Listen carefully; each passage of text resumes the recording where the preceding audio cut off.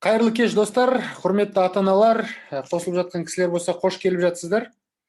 Басқа кісілердің барлығы қосылып алсын, күте тұрайық.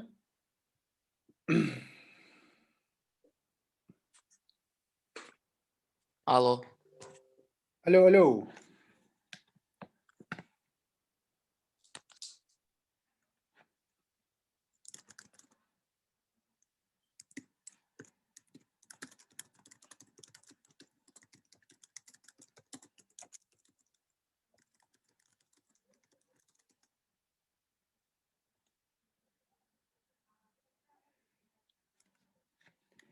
Құрметті достар, құрметті ата-аналар, барлығыңызды көріп жатырмын. Қосылып жатқан кісілерді сілтеме арқылы келіп жатыр екенсіздер. Менің аты жөнім Диас Мұратұлы Жорабеков.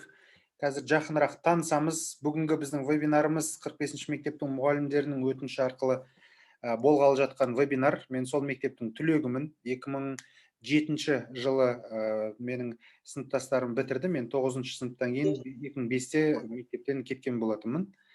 Енді танысып білісіп отырайық, эфир басталып жатқаннан кейін.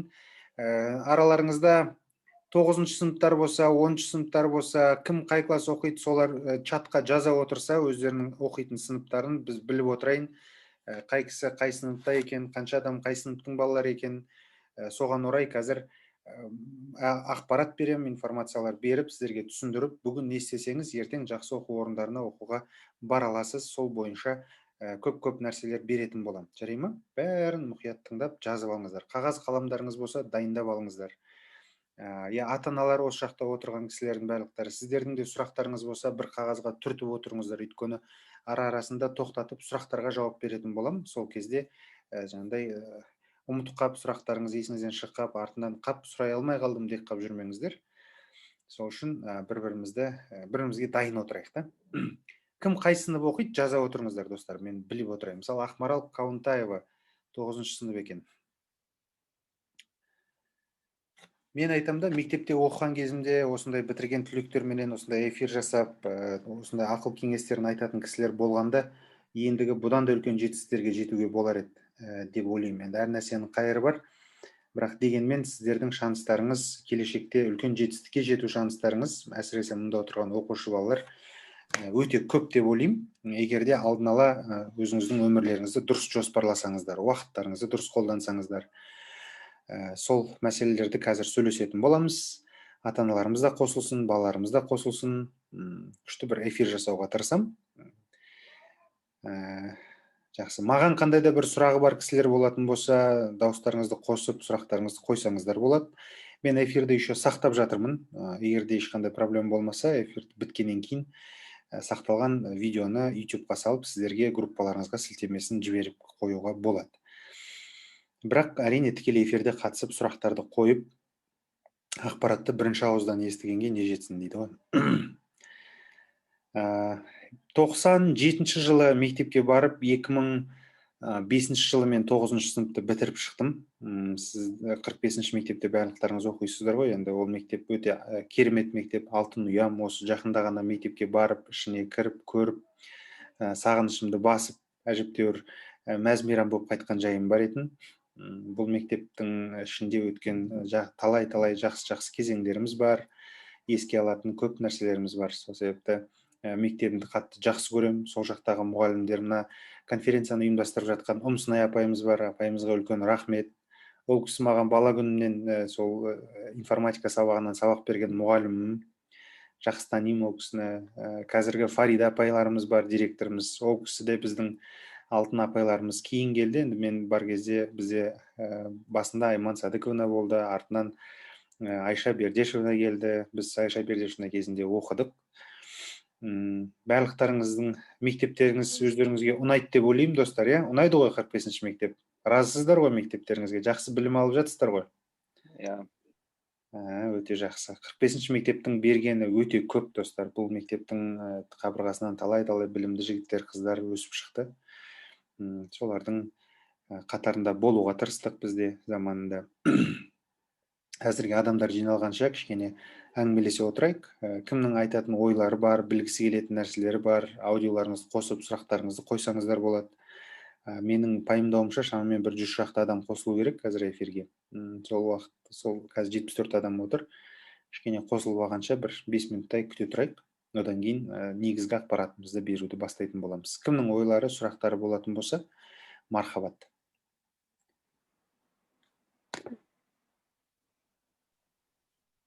Ешкімде сұрақ жоқ па? Ата-аналар, балалар? Сіз бірінші айтып алсаңызшы, бір бөле. Сосын соңында қарай сұрақ туындап жатса, қоятып жатармыз деп ойлаймын. Қазір қандай мамандық иесісіз? Мен кәсіпкермін. Өзімнің кәсібім бар, бизнес жасаймын. Негізі бойынша жұмыс жасаймын. Сонда бакалавриатты ма, әлде магистратураны Америкада оқып шықтыңыз ба? Мен бакалаврды Америкада оқыдым. Магистратураға былтыр түскен, пандемияға байланысты виза ала алмай қалдық. Биыл алла қаласа алсам, магистратура оқуға күзде кетем деп отырмын, алла жазса. Сізде сонда need-based scholarship болды ма? Жоқ, менде болашақ стипендиясы болды. Болашақ стипендия. Не напрямую сонда университетке тапсырған жоқсыз? Мен университетке түстім, 3 университетке түстім кезінде бакалаврға. Сөйтіп солардан шақырту алдым да, соның ішінен біреуін таңдап болашаққа тапсырдым. Міне мен өтіп тұрмын, мына жаққа оқуға жіберіңіздер деп. Алғашқыда тілдік курсқа барғам. Неге Аризона штатына. Сол жерде Аризона State University деген жерде тілдік курс оқыдым. Жарты жыл оқыдым. Негізі маған 1,5 жыл уақыт берген, оқысаң болады деп. Жарты жылда бітірдім де, сол уақыт аралығында 3 университеттен шақырту алдым. Сосын сол университеттердің біреуін таңдадым да, айттым, болашаққа міне мен мынаған барғым келеді. Күзден бастап оқиын деп. Сосын сол университетке мені жіберді. Сол жақта 2010 мен 2014 жылдар аралығында оқып, математика мамандығын бітіріп шықтым. Негізі мен математикпін, финансовый математик. Сосын Қазақстанға оралдым, 2014-те оқуым біткен соң бірден қайттым. Мамыр айында келіп, сосын жұмысқа орналастым, Алматы қаласында қаржы саласы бойынша финансовый аналитик болып жұмыс істедім. Инвестиционный компанияда. Сосын сол жерде қызмет атқарып 1 жыл жұмыс істегеннен кейін кішкене шаршадым мен ол жұмыстан. Финансовый аналитика, компьютердің алдында отырып, таңнан кешке дейін финансистердің жұмыстары ол сондай обычный офисный сотрудниктер да олар. Жақсы ақша төлейді, жағдайым бәрі күшті, бірақ мен адамдармен араласпасам өзімді бақытсыз сезінеді екенмін да, өзімнің табиғатыма келмейді екен ол жұмыс. Сосын 1 жыл жұмыс істегеннен кейін мен басшылармен сөйлесіп айттым ол кісілерге, мен жұмыстан шығайын деп. Бірақ сол 1 жылдың ішінде 2014-15 аралығында жұмыс істеп біттім да, 15-ші жылы үйлендім. Сосын әйеліміз екеуміз Америкаға кетіп қалдық. Нью-Йоркқа барып, сол жақта кішкене кәсіппен айналысып жұмыс істедім. И сол жақта тұрдық біз бір 4-5 айдай ма, 3-4 айдай ма тұрдық. Сосын қайттан Астанаға келдік. Астанада тоже IT компанияға директор қылып шақырды. Мен сол жақта жұмыс істедім. Сосын ол салада, ол компанияда мен енді программист емеспін, математик болдым. Ол кісілер мені дұрыс түсінбеді ма, мен олар дұрыс түсінбедім ба, бірақ компанияның несін, структурасын ұқпадық та біз бір-бірімізді. Сосын 1 айдай ма жасадым да, мен одан қайттан Америкаға ұшып кеттім. Сөйтіп Нью-Йоркта қайттан тұрдық, сол жақта өмір сүріп, жолдасым екеуміз. Сосын әрбір қазақтың атасы мен әжесінің айтатын әңгімесі бар, бізге немере керек деген. Біз жас болдық, 25-те болдық ол кезде. Бізге немере керек, қайтыңдар, шетелде неғып жүрсіңдер, Қазақстанда жұмыс бар деп. Сөйтіп ата-анамыз шақырды, қайттық. Сосын қайтып келгеннен кейін қайттан сол финанс саласында, қаржы саласында жұмыс істедім, аналитик болып түрлі компанияларда. Түрлі болғанда осы жақта инвестициямен айналысатын компанияларда, өзім білетін салам ғой. Сол жақта жұмыс жасадым. Одан кейін маған басқа ұсыныс келді. Түркияға барып тұрдым, Стамбулда жұмыс істедім барып. Одан кейін Стамбулдан где-то 1 жылдай ол жақта болдық та біз қайттық. Сосын Тараз қаласында мектепте басшы болдым. Мына Інжу деген мектеп бар ғой. 13-ші мектеп. Сол жақта 2017 жылы директор болып жұмыс істедім. Оған дейін 125 білім беру орталығында директор болдым. Сөйтіп білім саласына келгеннен кейін өзіме ұнайтындығын түсіндім, адамдармен араласу, жалпы осы сала өзіме көп жақын екендігін. Сол 2017-тен бері, міне 21-ші жыл, 4 жыл болды таза білім саласында жұмыс істеп келе жатырмын. Сабақ берем, оқуға түсірем адамдарды. Біз биыл 6 оқушым менің неге түсті. Америкаға магистратураға грантқа түсті. Болашақ стипендиясын жеңіп алды. Алла қаласа күзде ол кісілер оқуға кетеді. Одан бөлек бакалаврға дайындап жатырмын қазір онлайн форматта. 6 айлық бағдарлама қылып. Турцияға бакалаврға дайындайсыз ба? Ау? Турцияға бакалаврға дайындайсыз ба? Турцияға дайындаудың қажеті жоқ. Турцияға и так та бакалаврға грантқа түсу оп-оңай ғой ол жаққа. Ағай, сонда Америка болашақ программа. сізге болашақ программа стипендия бере ме, әлде университеттің өзі сізге помощь бере ме финансовый? 2011 жылы болашақ бағдарламасы болашақ стипендиясын бакалаврларға беруді тоқтатты мемлекет. 2011-ге дейін стипендия беретін, мен сол кезде ілігіттім да, 2009-да жеңіп алдым стипендия. Одан 2011-ден бастап ол стипендияны тоқтатты бакалаврларға беруді. Магистратура мен PhD-ға әлі жалғастырып келе жатыр. Жыл сайын 555 стипендия беріледі. Плюс тағылымдамадан өтем деген адамдар болса стажировкаға тағы беріледі. Болашақтың сондай несі бар. Қазіргі жүйесі, ережесі біраз өзгерді. Сол үшін бакалаврға тапсырушы адамдар өз бетімен гранттарға түсу керек. Ондай гранттардың түрлері көп, негізі. Просто кішкене дайындығыңыз жақсы болу керек. Бүгінгі біздің эфирімізде сол турасында болады. Адамдар жиналған сияқты, мен эфирімізді уже бісміллә деп бастай берейін. Примерно танысып қалдық қой, бір-бірімізді біліп қалдық, бір-біріміздің тарихымызбен таныстық. Енді қысқасы сол, мен Тараз қаласында туып өскем, сол жердің баласымын. 45-те бастауыш мектепті, орта мектепті 9-шы сыныпқа дейін оқып біттім де, 9-дан кейін Қазақ-түрік колледжіне түстім. Мына Пушкин-Щербаков көшесінің қиылысында орналасқан. Ол жаққа мен таза ағылшын тілін үйренем деп бардым. Аллаға шүкір 4 жылдың ішінде ағылшын түрік тілдерін еркін үйреніп шықтым. Және 4-ші курстың соңында ағылшын тілінен халықаралық тест бар, TOEFL деген тест. Білетін адам болса, плюс қойып отырыңыздар, мына жерге IELTS сияқты TOEFL деген тест бар. Сол тестті тапсырып, жақсы нәтижеге қол жеткіздім. Одан кейін сол нәтижемді болашаққа тапсырып өткізіп едім. Ол кісілер 2-ші турға шақырды, одан да өттім. Сөйтіп аман-есен жолым болып 2009 жылы Америка Құрама Штаттарына жолдама жеңіп алдым. 9-шы жыл мен 10-шы жылдың арасында Arizona State University деген жерде, Phoenix деген қалада, сол жерде тілдік курста оқыдым. Жақсы білім алдым, білімімді біраз нығайтып. Сол тілдік курста жүрген кезде болашақтың негізгі шарты университеттен шақырту алып үлгеру керексіз. Енді маған 1,5 жыл уақыт берді, мен жарты жылда оқуға түсіп, 3 университетке түсіп қойып, шақыртуларды алып болашаққа өткіздім. Соның ішінде біреуін таңда деді. Біреуін таңдадым, сол Пурдю деген университет болды. Бұл университет Индиана деген штатта орналасқан. Индиана штаты Американың орталығында. Чикаго деген қаланың тұсында 1,5 сағат жерде орналасқан. Сол штатта математика мамандығын оқып бітіріп, бакалаврды 2014-те тәмамдап Қазақстанға оралдым. Сондай болашақтың стипендиатымын, былайша айтқанда. 45-те бітірген болашақтың стипендиясымен оқыған азаматтар көп негізі. Мен өзім танитын бірсыпыра жігіттер бар, қыздар бар. Солардың қатарында болуға тырыстық та бізде, арман болатын. Араларыңызда бар ма? Шетелде оқығым келеді, мен жақсы грант жеңгім келеді деген адамдар бар болса? Бар. Жаза отырыңыздар. Бұл нәрсе мүмкін, өте мүмкін нәрсе. Егерде уақытыңызды дұрыс қолдансаңыз. Енді бұлай әңгіме қылып айта салған ол оп-оңайда негізінде, бірақ шындап келгенде мен болашаққа түсу үшін жаңа TOEFL тестін тапсырдым деп жатырмын ғой. Бұл тестке дайындық мәселесі, шетелге тапсыру, болашаққа тапсыру мәселесі мен 2 жыл дайындалдым. Ойлаңызшы, 2 жыл тоқтаусыз дайындық жасадым. Яғни колледжде оқып жүргенде андай 1 жыл бұрын қай жаққа тапсыратындығыма дайындалдым. Мысалы, сіздер қазір 11-ші класстар сентябрьден бастап өліп талып бірақ тестке дайындалып отырсыздар ғой, ОБТ-ға. Мен солай 3 тестке дайындалдым параллельно. Ағылшыннан TOEFL-ға дайындалдым, Түркияға тапсырамын деп отыр ғой. EOS деген тест бар, соған дайындалдым, ОБТ-ға дайындалдым. Бұндағы мақсатым Америкаға тапсыру, Түркияға тапсыру, Қазақстаннан грант жеңіп алу. Яғни 3 тестке параллельно дайындалып, менің мақсатым жылдың аяғында қалтамда бірнеше грант болсын деп ниеттендім. Соның арқасында Түркияға ОБТ керек па? ОБТ керек жоқ. Олардың TGS деген тесттер бар, EOS деген тесттер бар етін бұрында, қазір енді өзгерді кішкене. Мен соның EOS деген тестін тапсырдым да, EOS арқылы өте алмай қалдым, короче. EOS-тен шықпады маған нәтижесі, дұрыс болмады. Өйткені мен тестке дайындалыппын да, уақытқа дайындалмаған екенмін да, ол шарттарын дұрыс түсінбеппін. Соның кесірінен ол экзаменді провалил. Бірақ TOEFL менен ОБУТ-ны жақсы жазып шықтым да, жылдың аяғында, получается, Америкаға грантқа түстім, плюс Таргуға грантқа түстім. Соны таңдауым керек болды, Таргуды таңдайын ба, Американы таңдайын ба. Содан кейін мен айттым, Таргуда оқимын деп едім, әкем айтты, жоқ, сен Америкада оқы деді. Соны мен Американы таңдадым.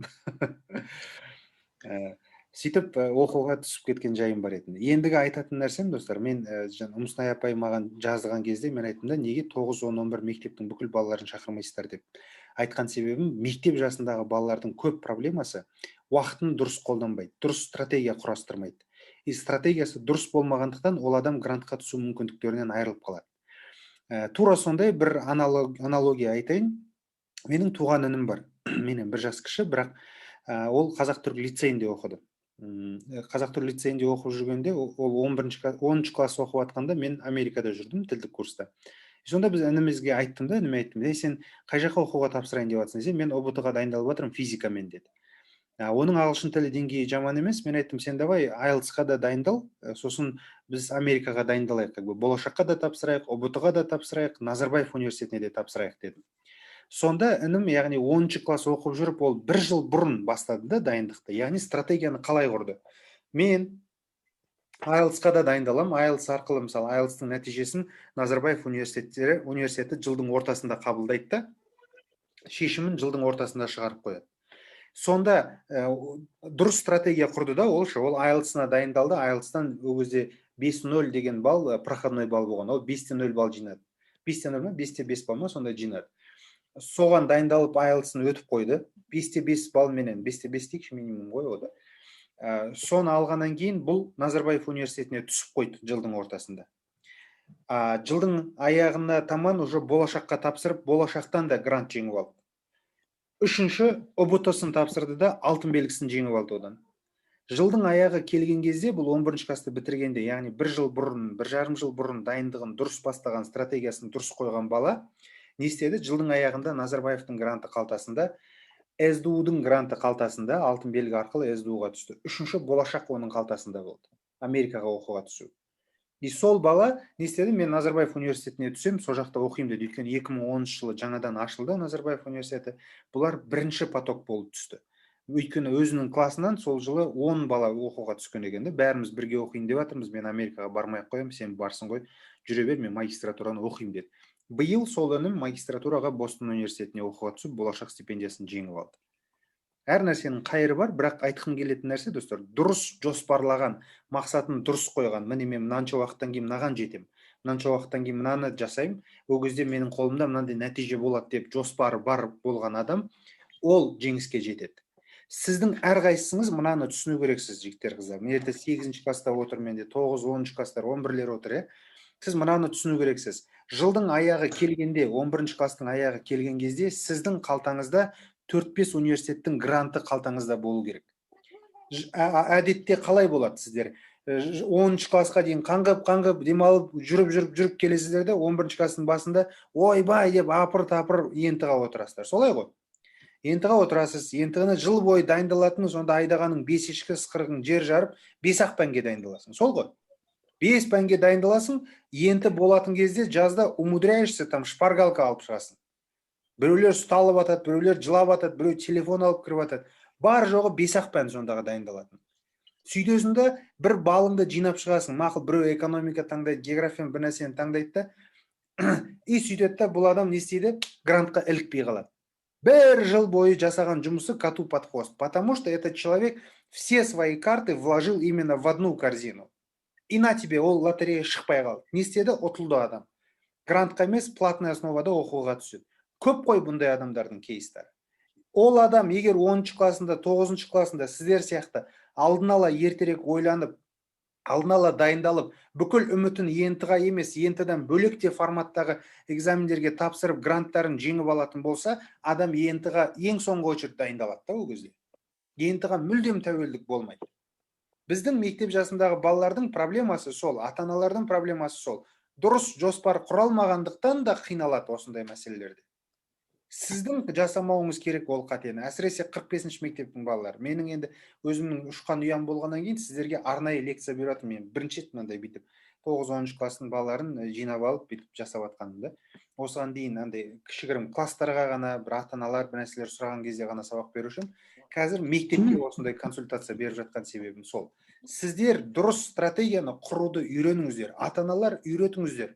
Ата-аналар сіздер де подключайтесь к этому процессу, чтобы это все было как бы взаимосвязанное дело, понимаете? Ата-ана одан хабарсыз болып, ой, балам өзі білет, дайындалып жатыр ғой, бүйтіп жатыр ғой десеңіз, балаңыз түк те білмейді. Ол мамандықта таңдай алмайды, на то пошло. Университетте таңдай алмайды. Сосын тағы бір жаңылатын мәселе біздің жастардың мамандықты таңдайды, мысалы, ойлайды да, мен қазір барамда радио техника бір нәрсе деген мамандық алам, бітті, мен соны мамандықпен өмір бақи жұмыс істеуім керек дейді. Достар, университетке түскендегі сіздің негізгі идеяңыз диплом үшін оқу болмау керек, сосын бір мамандыққа тәуелділік деген нәрсе болмау керек.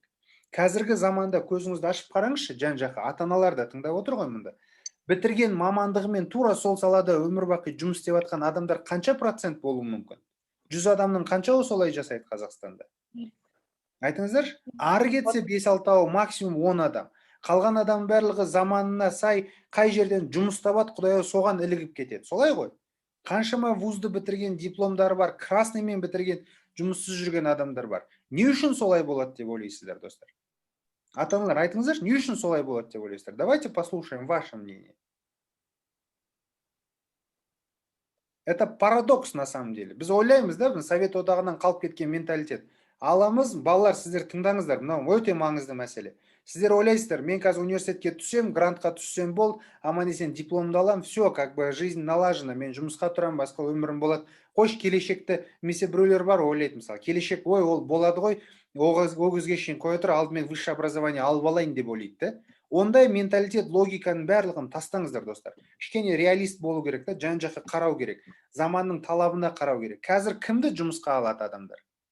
Білімі бар адам, бір. Ол білімі бар адам деген қандай адам? Оның бойында қабілеттері бар адам деген сөз. Например, ойлаңызшы, сіз бастықсыз, мына жерде бір ата-ана отыр, Гүлмира деген ата-ана отыр, Төлегенова мысалы. Апай, сіз, допустим, бір компанияңыз бар. Например, сіздің алдыңызға бір жас бала жұмысқа келді. Сіз кімді жұмысқа аласыз? Кімді жұмысқа аласыз? Сіз қандай баланы жұмысқа аласыз? Егер ол бала 3 тілде, 4 тілде сайрап тұрса, бір. Екінші, коммуникациялық қабілеттері мықты болса, soft skills дейді бұны ағылшын тілінде. Американдықтар leadership skills деп айтады бұл нәрсені. Баланың бойындағы лидерлік қасиеттері. Ол лидерлік қасиеттің ішіне шығып алу, аттан деп айқайлауды жатқызбайды олар. Олар баланың бойындағы әртүрлі қабілеттің болуын лидерлік қабілет деп айтады, қасиет деп айтады. Ол жан-жақты адамдарды ұйымдастыра алады. Ол ойын анық жеткізе алады. Ол бірнеше тілде сөйлей алады. Ол компьютермен өте жақсы жұмыс істей алады. Ол зерттеу керек болса, зерттеулер жасай алады. Заманауи түрде ойлана алады. Ол бір проблеманы бірнеше жолмен шешетін жолдарын білетін сондай сапалы білімді адамдарды жұмысқа алады уақытта. Қарамайды сенің дипломың, сен инженер болып бітірдің бе, сен повар болып бітірдің бе, сен повар болып бітіріп кел, бірақ бойында күшті қабілеттер болса, вот сол кезде сен нарықта ең тартымды адам боласың. Сол кезде сен кемінде $1000-2000 айлық төлейсің. Сол үшін әрбір бала, мына жерде тыңдап отқан бала, сіз үлкен өмірге дайындалып жатқан балаларсыздар. Сіздер не істеу керексіздер? Мен өзімді бүгіннен бастап ертеңгі өмірге дайындауым керек. Ертең сіздің түсетін университетіңіз сізге сондай сапалы қасиеттер, қабілеттер үйрете алатын университет болу керек. Қандай университеттер үйрете алады? Заманауи деңгейдегі университеттер үйрете алады. Қазақстанның деңгейіндегі қазір ең топ бүкіл жағдайы жасалған сапалы білім алам деген адамға мүмкіндік беретін университет бұл Назарбаев университет. Бұл сияқты бюджеті бар, Назарбаев университет сияқты техникалық түрден жабдықталған бірде-бір университет жоқ Қазақстанда. Сіздің мақсатыңыз бүгіннен бастап, вот научитесь правильно формулировать свои цели, ребята. Мақсаттарыңызды дұрыс жүйелеңіздер. Сіздің минимум қоятын патологыңыз, былайша айтқанда, минимум сіздің қоятын пределіңіз это Назарбаевский университет болу керек. Оған дайындық мәселесі 1 жыл, 2 жыл бұрын басталып кетеді. Бүгін 8-ші класстар отыр мына жерде, 9-ші класстар отыр. Осы жастағы балалар, сіздер қазір ағылшын тілі білімдеріңізді көтеру керексіздер. Назарбаев университетіне қалай тапсыратындығын зерттеп көрген бала бар ма мына жерде? Маған 100% айтып бере алатын адам бар ма Назарбаев университетінің түсу ережесі бойынша? Зерттеу жасап өз бетімен ізденген бала бар ма араларыңызда? Қанша бала бар мына жерде 100 адам отырғанның арасында? Foundation мен түсуге болады. Nufippet пен IELTS. Аха, екінші Foundation, Direct пен SAT тапсырасын, IELTS, и Foundation там Nufippet, Aptis или IELTS пен тапсыруға болады. Good job, кім, Ақмарал. Молодец. Ізденген адам, ол всегда ол алда, бір саты алда жүреді. Информацияға ие адам, ол всегда бір саты алға жүреді. Қазір мына эфирде отырған адам, біздің эфирдің соңында Назарбаев университетіне қалай түсу керек? Минимум Назарбаев университеті қалтасында болатын, максимум бірнеше шетелдің университетінен грантқа түсе алатын адам ретінде ақпарат алып шығу керексіздер. Сол үшін мұқият тыңдаңыздар, қағаз қаламға жазыңыздар. Назарбаев университетіне Foundation деген бұл тілдік курс және университетке дайындық ретінде, былайша айтқанда, нулевой курс деп біліңіздер. Foundation түсу үшін базовый, түсу үшін сізден бірінші талап ететін нәрсе Aptis деген тест. Aptis деген тест бұл ағылшын тілін тексеретін тест, деңгейіңіз тексереді. Бұл жердегі негізгі принцип, сіз ағылшынша ойлана аласыз ба, жоқ па, сол. Жаттанды түрде ештеңке жоқ бұл жерде. Ойлана алу қабілетіңіз тексереді. Ол Aptis тестін тапсырған адамнан екінші тест сұрайды, бұл Nufippet деген тест. Nufippet сіздің математика, ағылшын тілі біліміңізді тексеру арқылы сіздің мынау когнитивное мышление деп айтады, сіздің логикаңызды тексереді. Осы Nufippet пен Aptisті тапсырған адам Foundationға спокойно өте алады. Оған дайындық үшін сіздің ағылшынша ойлай алу қабілетіңіз дамыған деңгейде болу керек. Яғни сіз дайын болып келу керексіз. Одан кейінгі маңызды мәселе, достар. Сіз Aptis пен Nufippetті тапсырмай, бірақ прямиком Foundationға түсіп кетем, немесе сразу бірінші курстан бастайым десеңіз, қолыңызда IELTS деген тест болу керек. IELTS деген бұл халықаралық ағылшын тілі тесті. Екінші SAT деген тест бар. Бұл Кешірім, бірақ андай Nufippetке IELTS болса, Aptis'in керек жоқ қой. Соны айтып тұрмын ғой. IELTS'іңіз болатын болса, Aptis'тің орнын алып кете салады. Енді Foundationға дайрект түсіп кететін. Яғни без Aptis'a, без Nufippet'a түсудің жолы IELTS пен SAT-дің қолыңызда болуы. IELTS тесті деген бұл халықаралық ағылшын тілі деңгейін тексеретін тест. SAT деген тест бар. Scholastic Aptitude Testing деген тест. Бұл американдық жүйе бойынша OBT форматындағы тест. Примерно түсінсеңіз, аналогия ретінде. SAT тесті екі түрлі формадан тұрады. SAT 1, SAT 1, SAT 2. SAT 2 тесті бар.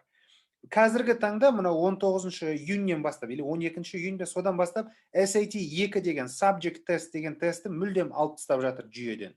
Так что бір тест бар. SAT Reasoning тест. Бір тест.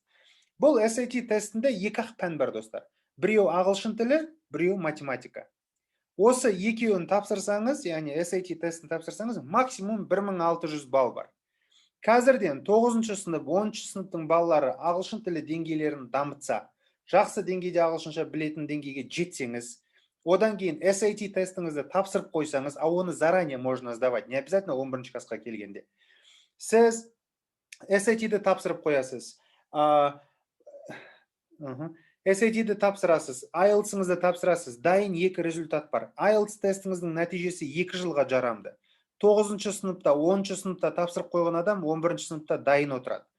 SAT тестінің нәтижесі 3 жылға жарамды. Жазып отырсыздар ғой барлығын, 3 жылға жарамды.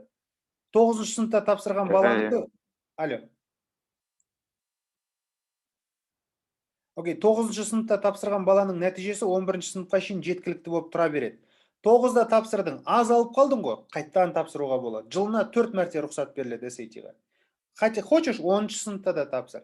Қазір оны оқып атқан балар 10-шы сыныптың соңында уже тапсырып тастаулары керек бұл тесттарды. Кстати, 10-шы класс оқитын SAT-ге дайындалам деген балаларға маңызды ақпарат. Қазақстанда SAT тапсыратын даталар майдың 8-і қазір ең қолжетімді дата, ол жерде орын уже бітіп жатыр. Тіркелем десеңіздер, үлгеріңіздер колледж бордқа кіріп. Білетін адам үшін айтып жатырмын. Егерде майдың 8-іне үлгермеймін десеңіз, июньнің 8-інде тағы бір потокқа заявка қабылдайды. Бірақ әлі тапсырыс қабылдау ашылған жоқ колледж бордта. Но егер SAT-ді тапсырам деп жоспарлап жүрсеңіз, келесі жылы 11-ші сыныптың басында Назарбаев университетіне тапсырам десеңіздер, онда бүгін SAT-ға тіркеліп, июньнің 8-інде тапсырып бітіріп тастаңыздар SAT-ді. Сол үшін қазір дайындықтарыңыз жасауыңыз керексіз. Июньге дейін примерно 4-5 ай уақыттарыңыз қалды. В принципе, можно успеть. Хорошо? 10-шы класстың балаларына өте маңызды информация бұл. Июньнің 8-іне тіркеле аласыздар. Окей? Тіркелу үшін колледж борд... Ау. Ата-ана едім. SAT тест дегеніміз қайдан, интернеттен ала ма? SAT тест деген онлайн форматта тіркеледі, оның арнайы орталықтары бар. Ал Қазақстанда бір 10 шақты или Дайындалғанда дайындалу бойынша қазір бөлек түсіндірем, Меруерт апай. Кішкене шыдай тұрыңыз. Қазір пока жарайды. общий информация беріп жатыр. SAT тесті екі түрлі бөлімнен тұрады, жаңағы ағылшын бөлімі және математика бөлімі. Жақсылап дайындалыңыздар. SAT-ді июньнің 8-інде тапсыратын болсаңыздар, 2 аптада жауабы шығады, июньнің аяғында SAT-іңіз қолыңызда тұрады, достар. Ол бір. Екінші, осы жазға дейін, жаздың соңына дейін IELTS-ыңызды тапсырып қоясыздар, 10 класстар үшін стратегияны айтып жатырмын сіздерге. Тапсырып қоясыздар, сентябрьдің 25-інде Назарбаев университеті құжат қабылдауды бастайды. Бұл жыл сайын болатын практика. Сентябрьдің 25-інде қабылдайды, ноябрьдің 31-інде бітті, Назарбаев қабылдап бітіреді документтерді. Бұл foundation үшін, жаңағы бірінші курсқа тапсырам деген адамдар үшін. Поэтому early application, ертерек заявкаларыңызды беріп, грантқа ілігем десеңіздер, сіз 11 класстың басында Назарбаевқа тапсырып тастау керексіздер. Назарбаевқа 11 класстың басында тапсыру үшін 10 класста тесттарыңыздың бәрін тапсырып тастау керексіздер. 10 класста тапсыру үшін дайындықты 10 класстың басында бастау керек. Сентябрьде, августте бастау керек. Понимаете? Қазіргі 9 сыныптың балалары сіздердің құлақтарыңызға алтын сырға. Дайындықтарыңызды қазірден бастаңыздар ағылшын тіліне. Ертең 10 класс оқып жүріп IELTS пен SAT тапсырасыздар, грантқа түсу шанстарыңыз өте жоғары деңгейде арта түсу кезде. Түсіндіңіздер ме? Сол үшін уақыттарыңызды 1 секунд болса да жоғалтпаңыздар. Әрекет етіңіздер. Грантқа түскін келеді. Менің қалтамда кемінде Назарбаевтың гранты болсын десеңіздер, бүгін еңбек етіңіздер, жігіттер, қыздар. Бүгін еңбек етіңіздер, уақыттарыңыз кетпесін. Июньнің 8-і SAT-ге тіркелу уақытысы. Не забудьте, College Board деген сайт бар. Мына жерге мен жазып қояйын сіздерге, білмейтін адам болса, SAT-ге тіркелу үшін осындай не бар? Ортақ сайт. Бұл әлем бойынша стандартизированный бір центр, сол центрден тіркеледі SAT-ге, ACT-ге деген сияқты. Осыған тіркеліп, сол жерге жазылыңыздар, окей? Түсіндік қой, SAT мен IELTS-тың мәселесін, Назарбаевқа тапсыру мәселесін, қашан әрекет ету керек? Бар ма сұрақтарыңыз осыған байланысты? Ағай, нужно бола ма? 11 класстар сіздердің қолдарыңызда SAT мен IELTS тесті қазір жоқ болса, онда кешіктіңіздер. Грантқа тапсыруға, басқа-басқаға, мысалы, шетелге түсем десеңіздер. Өйткені ол көп жаңағыдай гранттардың таратылатын уақыты, тот же Америкаға, тот же Еуропаға, басқа жаққа тапсырам десеңіздер, гранттардың таратылатын уақыттары қыркүйек, қазан, қараша, желтоқсан.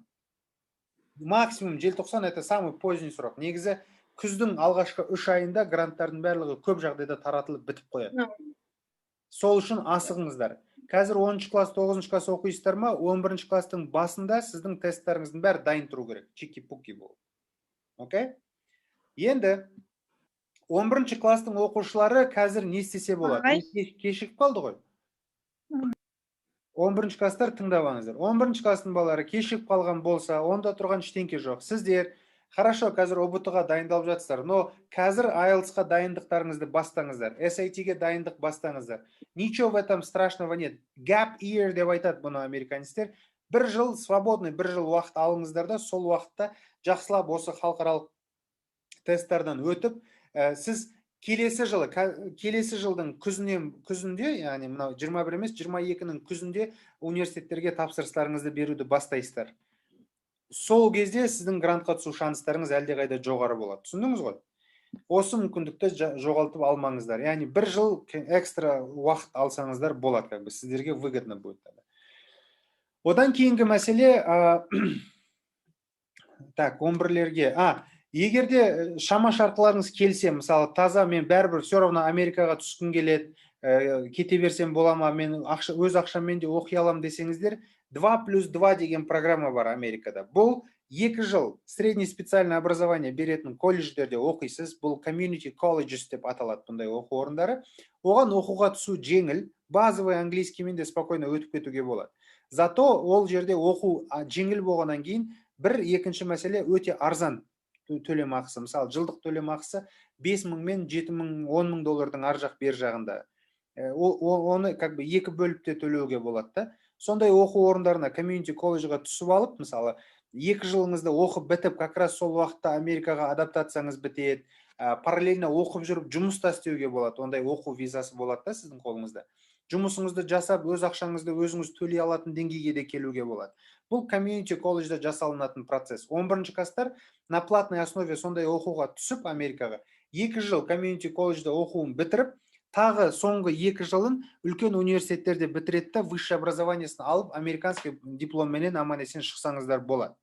Как бы үлгермей қалдым, мен әлі грантқа түсе алмай қалдым, басқа деушілерге өз күшіменен сондай жұмысын жасап жүріп, оқуын оқи алатын, кішкене қиын емес оқу орындарына түсіп алып, Америкаға аттанып кетулеріңізге болады. Ата-аналар, бұл қорқынышты нәрсе емес. Әлемде это очень часто практикуется, шетелдіктер өте көп келеді комьюнити колледждарға, потому что это в 3 раза дешевле, чем учиться в обычном университете. Как бы университеттің жылдық төлемақысы 30 000, 40 000 доллардан басталса, комьюнити колледждікі 10 000 доллардан аспайды в основном. Поэтому это самый дешевый вариант обучения. Как бы ол алғашқы бірінші семестрін, мысалы, там 1 жылын максимум балаларыңызға төлейтін шығарсыздар, но бала егер пысық болатын болса, сол жақта жұмысын жасай алады, өйткені ода оқу визасы болады, оқу визасы бар бала аптасына 20 сағатқа дейін жұмыс істей алады легально. Ол деген сөз айына в среднем 2 000-3 000 доллар ақша таба алатын деңгейге келеді деген сөз. Смотря баланың пысықтығына, әрине оның еңбекқорлығына да байланысты. Сөйтіп өз өмірін өзі жасап кетуіне болады. Ұлы болсын, қызы болсын. Помимо этого оқуын бітіріп 2 жылда средний специальный диплом алады, қалған 2 жылын үлкен университетке барып жалғастыра алады. Сол 2 жылында платный основада да оқи алады, грантқа тапсырам десе де грантқа тапсыруына болады. Как бы это все возможно. Окей? Соны көріңіздер. Мен білетін қазақ қыздар бар, мысалы, қазір Америкада оқып жатқан, осындай 11-ші класс кезінде Америкаға кеткім келеді деп армандап жүріп, комьюнити колледжға оқуға түскен, Нью-Йоркқа барып, сондай колледждердің біреуінде оқыған, 2 жылда ана хорошенько адаптировалась, жұмысын жасады, ақшасын тапты, оқуын өзі ақшасына төлеп, солай аяққа тұрды да, бітіргеннен кейін 2 жылын Колумбия деген крутой университет бар, Нью-Йорктың төрінде орналасқан, Лига Плющаға кіретін университет, сол университетте грантқа түсіп алды ол қыз. И қазір өз бетімен сол университетті бітіріп, уже жұмысын жасап, үлкен өмірге аяқ басып, Америкада өмірін жасап жатыр. Бұл мүмкін, достар. Как бы бұл ойбай түсініксіз нәрсе деп қорқудың қажеті жоқ. Қауіпті ғой, ойбай Америка басқа дейтіндей, ондай нәрсе емес. Америкада мен 5 жыл тұрдым, мен жасым 19-да болды барған кезінде. Поэтому менің айтарым, жастардың барлығы көру керек бұл мемлекетті. Екі мемлекеттің арасындағы айырмашылықтарын қарау керек. Салыстыра отырып, көп жаңа нәрселерді үйрене алады Америкаға барған адам. Поэтому оны как бы артқа қарай қалдырмаңыздар. Просто Қазақстандағы университеттер жаман демеймін, жап-жақсақ университеттеріміз бар, бірақ бізде фандинг дейді ғой, мынау университеттің фонды, балаларға берілетін мүмкіндіктер, элементарно компьютермен жабдықталу, инфраструктуралық құрылым жағынан көп университеттеріміз қалып кетеді батыстың университеттерінен. Білім тұрғысынан болсын, заманауи техникаларды үйрену тұрғысынан болсын, сондай нәрселерде балалар просто 4 жыл бойы уақыттарын біздің жергілікті университеттерде бос жаратып алады да. И бітіргеннен кейін есесіне как бы дипломы бар, бірақ басында қатты көп білімі жоқ, сапасыз как бы жұмысшы күші ретінде ғана қалыптасып, ертең көрінген жұмысқа ілігіп, сондай болып қалып жатыр. И бұл біздің қоғамдық проблема по идее. Ондай деңгейге бармау үшін мықты университетте оқу керек. Сіз Қазақстанда оқисыз ба, сіздің стандартыңыз минимум Назарбаев университеті болу керек. Қазақстанның бүкіл миларының барлығын жиналатын жері Назарбаев университеті. Мықтылардың ортасында жүрсең, Абай атамыз айтады ғой, болмасаң да ұқсап бақ дейді. Яғни болмасаң да ұқсап бағасың олардың арасында жүргенде. Сенің өмірлік стандарттарың жоғары болады. Сол үшін мықты университеттерде оқуға тырысуымыз керек, мықты университеттерге дайындығымызды қазірден бастауымыз керек. И уақытымызды, стратегиямызды дұрыс қойған кезде ғана біз үлкен жетістіктерге жетіп, ертең мысалы ата-анаңызды да қуантатындай, ата-анаңыз сіз үшін де мақтанатындай сондай бір деңгейге келетін боласыздар. Ойлаңызшы, Назарбаев университетінің 1 жылдық төлемақысы 25 000 доллар. 5 жылдық грант жеңіп алатын болсаң, сен 125 000 доллар әке-шешең қолына келіп тапсырған адам боласың. Как же это приятно деймін да? Сіз де тура солай жасай аласыз, достар. Бұл енді Назарбаев университеті, бұл енді жаңа комьюнити колледж болатын болса, 3-ші вариант бар. Жаңа 10-ші класстың балаларына, 9-ші класстың балаларына айтарым. Жыл сайын Венгрия мемлекеті Қазақстанға 250 грант береді. 250 грант бұл екі елдің арасындағы достық қарым-қатынасы ретінде. Бұл гранттар жастарын, студенттерін жаңа оқыту мақсатында. 250 гранттың шамамен 150-ге тарта гранты таза бакалаврға беріледі. Бұл гранттарға ілігу үшін стипендиум хангарикум деген бұл стипендияның атауы сондай. Сайттары бар, ашып қараңыздар, көріңіздер, ізденіңіздер. Сол стипендиум хангарикумды ашсаңыздар, мысалы, бұл жердегі мүмкіндік күшті жері мынау, достар. Жаңа мысалы Ақмарал айтып жатыр ғой, 100% финансы универде мүмкіндік беру мүмкін ба деп. Мемлекет сізге стипендия береді осы турасында. Егер де стипендиум хангарикум сияқты университетке тапсыратын болсаңыздар, сіз мемлекеттің грантын жеңесіздер. Бұл жерде сіздің оқуыңыз 100% тегін. Егер де сіз сол жерде оқып жүріп, мысалы, венгр тілін оқитын болсаңыз, онда сізге стипендия береді аймамай, жататын жеріңіз беріледі, ұшағыңыздың ақшасына дейін көмектеседі сізге. И плюс ең күшті жері маған Еуропада оқығандықтың ең күшті жері сіздің қолыңызда Шенген визасы болады. 15-17 мемлекетке доступ бар сізде. Автобуспен жүріп бүкіл Еуропаны аралап қыдырып шығуға болады. Сондай жастық шағыңызды керемет бір деңгейде өткізетін мүмкіндік сіздің бүгінгі кішкене ғана еңбектеніп, жаңа халықаралық тесттардан өтуіңізге тікелей тәуелді нәрсе. Шынымен армандап, әлемдік деңгейде білім алам, мықтылардың ортасында болам, саяхаттағым келеді, Еуропаны, Американы көргім келеді десеңіз, 45-тің оқушылары бүгін оқыңыздар. Бүгін ізденіңіздер, бүгін ағылшын тілдеріңізге қатты акцент қойыңыздар. SAT, IELTS деген не? Ашып Google-ды, Википедияны оқыңыздар. Іздену керек. Қазіргі біздің мектеп жасындағы балаларға жетпейтін мәселе бұл өздігінен іздену процесінің жоқтығы, достар. Сіз өздігіңізден ізденбейсіздер, өздігіңізден қарамайсыздар информацияларды. Сол себепті де ақпараттан бейхабар болғандықтан көп жағдайда мүмкіндіктерді қолыңыздан жіберіп аласыздар. Менің байқағаным, мысалы, біз болашақпен оқуға түсіп келген кезде, көп оқушылар солтүстіктің балалары. Мен Тараздан келдім, мен қазақша таза сөйлейтін баламын, келем бүкіл қазақтың балалары бір-бірлерімен орысша сөйлеседі болашақпен түскендер, почти 90%.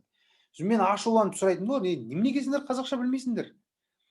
Бірақ қараймын, қазақша оқып келген, қазақ мектебінен келген балалар, мынандай саусақпен санарлық балалар.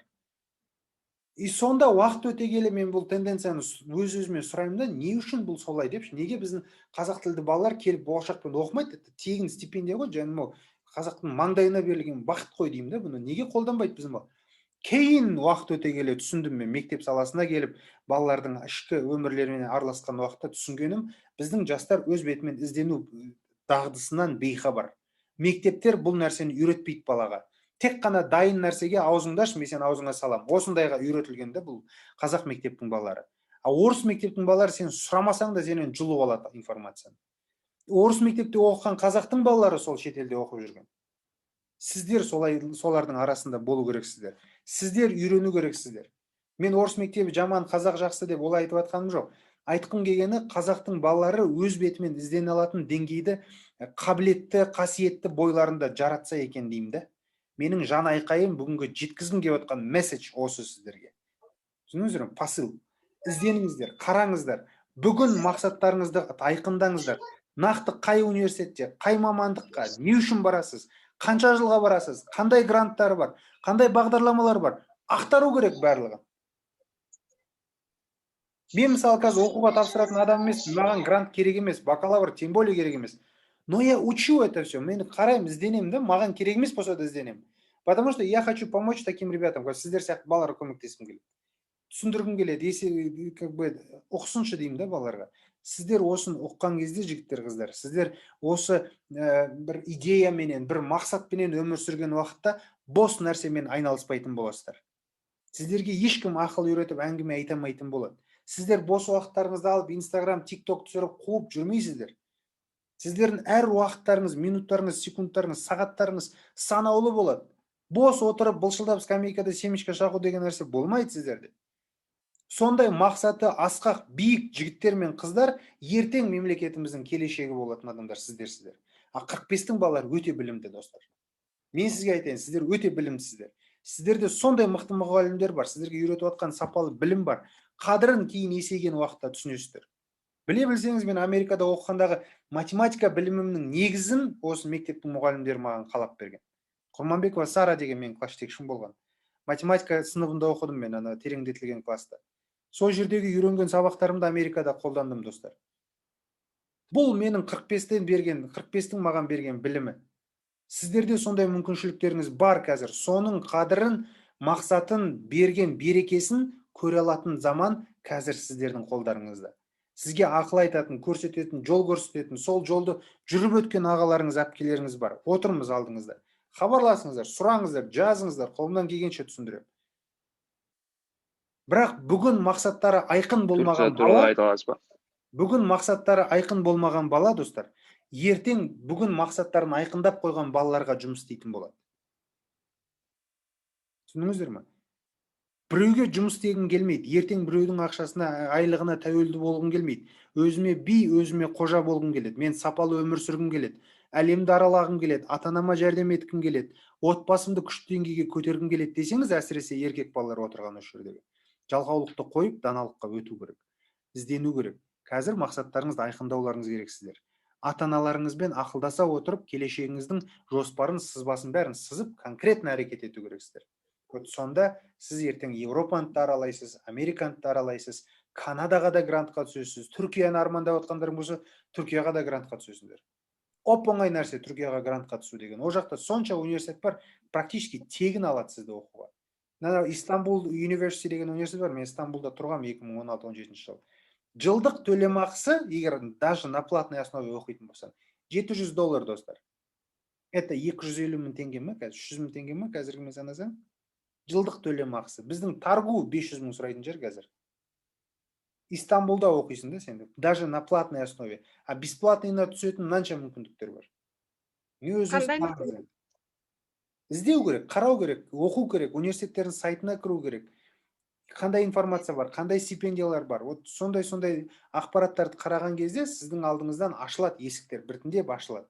Сіз күтіп отырсаңыз, аспаннан қашан маған жауап? Жоқ, мен көрдім Агденис деген университетті. Ол жерде андай екен. Грантқа түсуге болады екен, бірақ оларды ешқандай IELTS ештеңе керек емес екен, просто өздері таңдайды екен олар. Оларға ұбт керек па, Турция?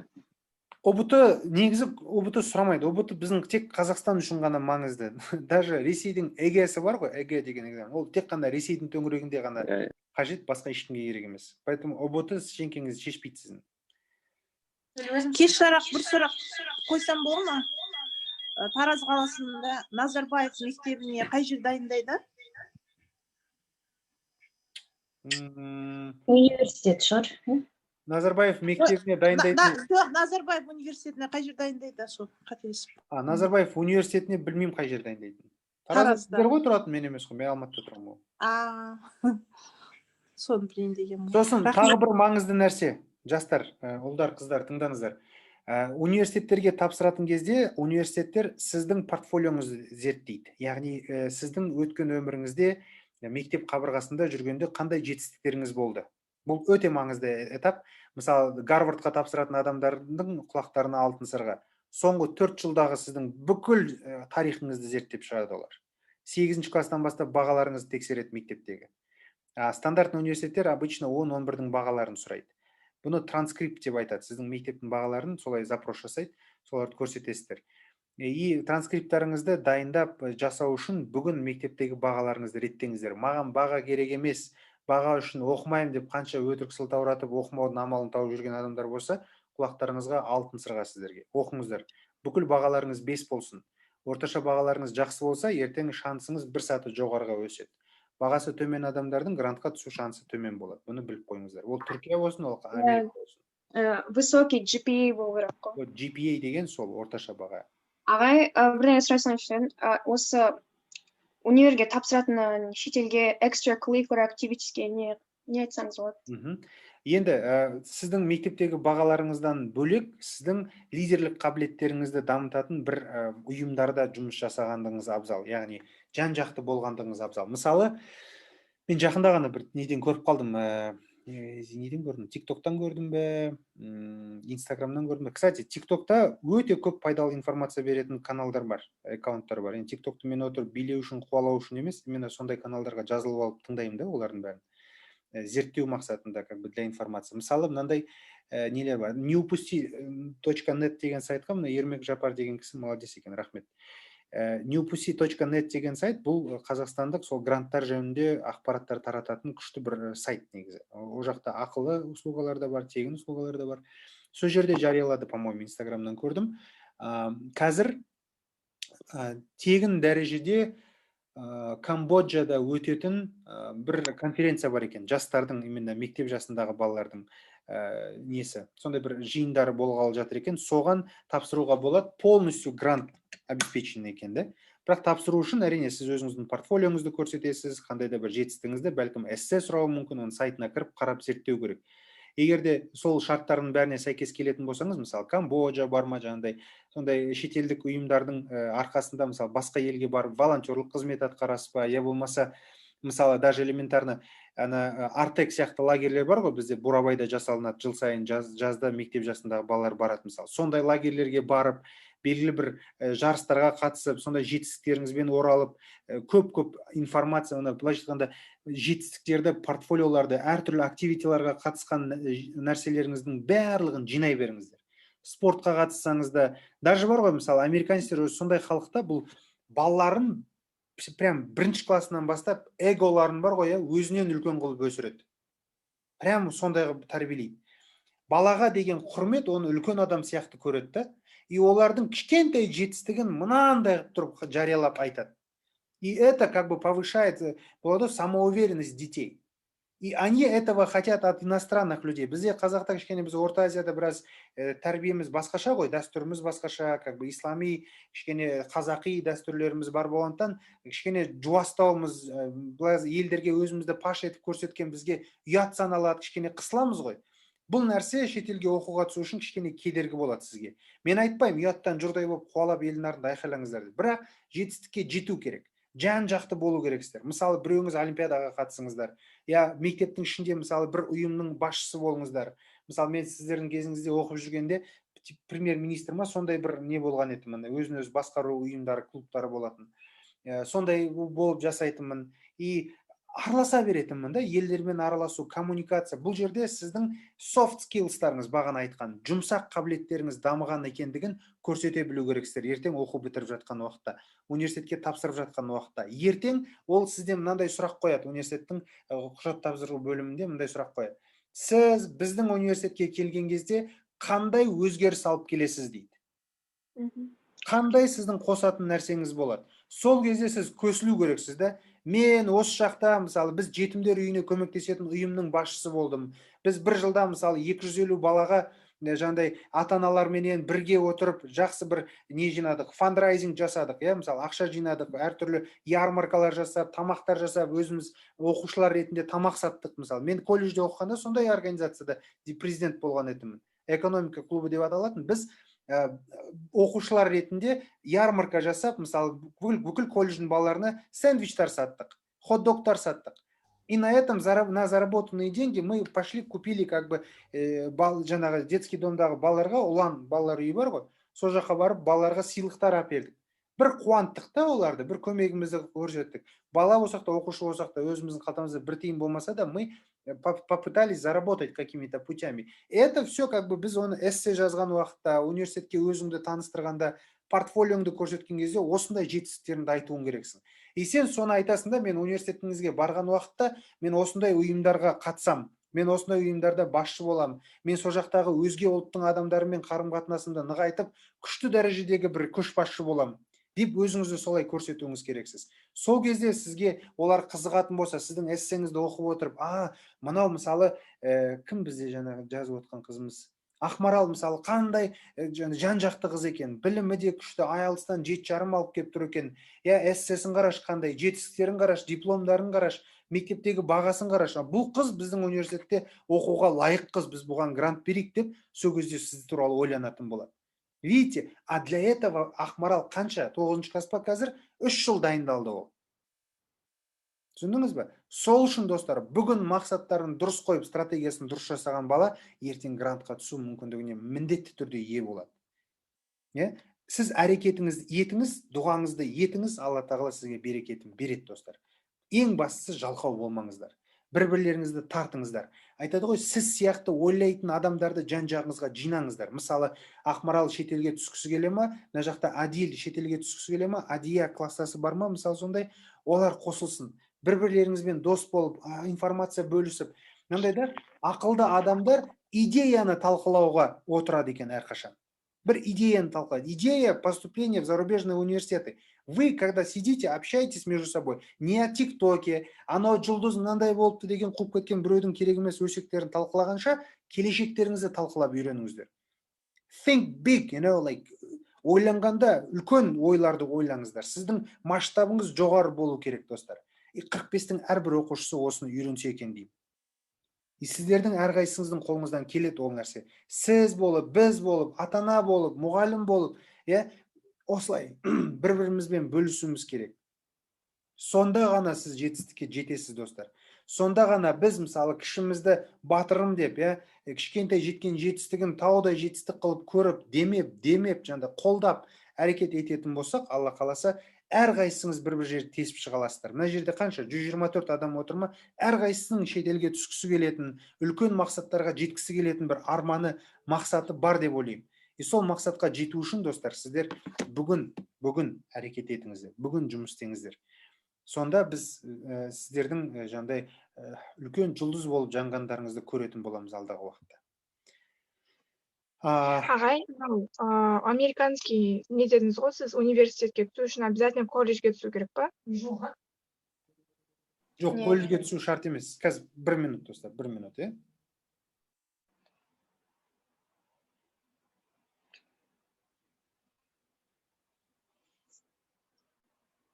Обязательно он уникальный бітіріп алу керек. Потом SAT уже қолында болу керек, IELTS болу керек или TOEFL. Университетке түсу үшін сіздің қолыңызда шынымен де IELTS-іңіз болу керек, SAT болу керек, эссеңіз болу керек, рекомендациялық хаттар болу керек. Сосын жақсы GPA болу керек, мектептің орташа бағасы жақсы болу керек.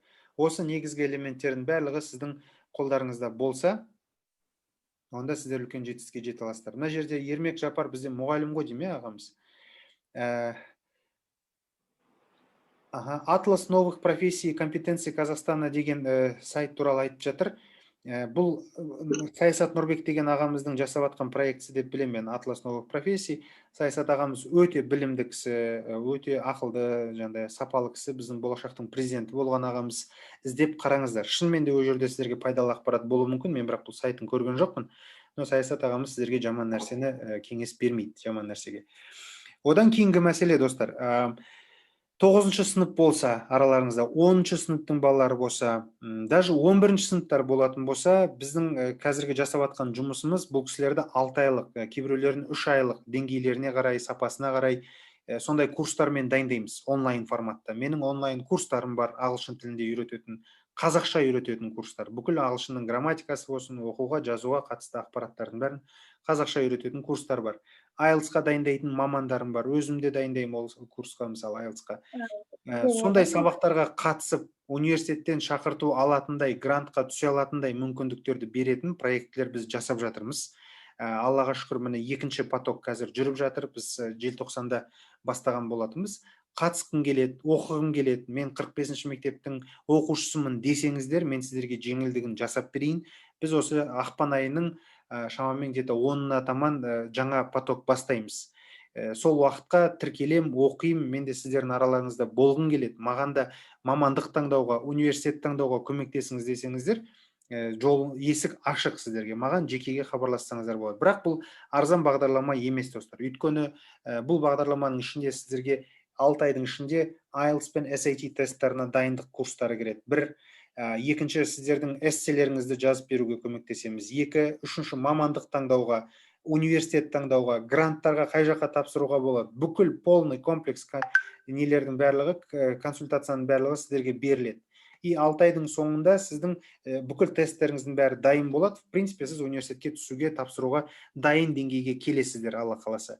Сондай бір проект біздің жасап атқан нәрсеміз. Бұл білімді жігіттер біздің командада отырған. Американец ағайымыз бар, спикингқа дайындайтын.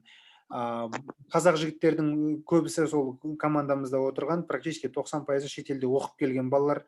И өстіп бәріміз жан-жақтан, біреуміз SAT жағын, біреуміз ағылшын жағын, біреуміз эссе жазу жағын жан-жақтан алып, осындай программа дайындадық.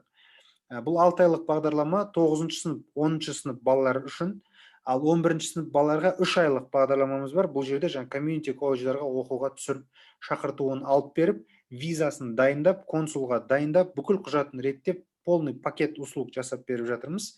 Қатысқың келеді, оқығың келеді, білгің келеді деуші адамдар болатын болса, сіздердің группаларыңызға менің номерімді Умсынай апай жазады, көмекшілерім номерін жазады, сол кісілерге хабарласып, бүкіл ақпаратты сол жерден алып қатыссаңыздар болады, достар. Жалпы алған кезде осы оқуға тапсырыңыздар, оқыңыздар, ізденіңіздер. Мүмкін грантқа түсу деген нәрсе, шетелде оқу деген нәрсе мүмкін. Помимо этого, бұл 6 ай уақыттың аралығында біз сіздерге университетке түскенде қандай стратегияны жасау керек, яғни нені білу керек ертең университетте жүріп максимум выхлоп алу үшін.